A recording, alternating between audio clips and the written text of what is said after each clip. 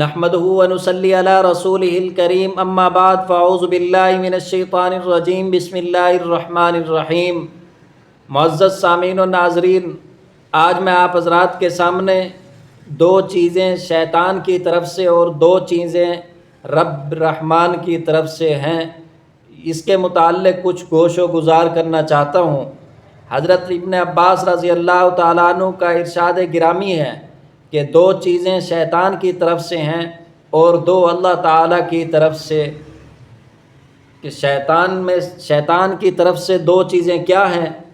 کہ شیطان تم کو محتاجی سے ڈراتا ہے اور تم کو بری بات کا مشورہ دیتا ہے، اور اللہ تعالیٰ تم سے وعدہ کرتا ہے اپنی طرف سے گناہ معاف کر دینے کا اور زیادہ دینے کا، اور اللہ تعالیٰ وسعت والے اور خوب جاننے والے ہیں۔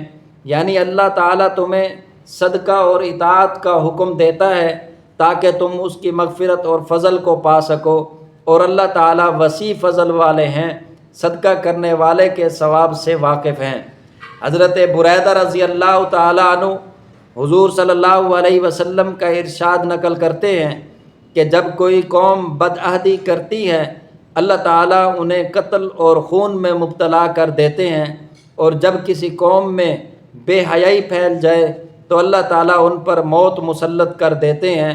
اور کوئی قوم جب زکوٰۃ روک لیتی ہے تو اللہ تعالیٰ اس سے بارش روک لیتے ہیں۔ اللہ تعالیٰ ہم سب کو رحمان والے کام کرنے کی توفیق عطا فرمائے، شیطان والے کاموں سے ہم سب کی حفاظت فرمائے، آمین۔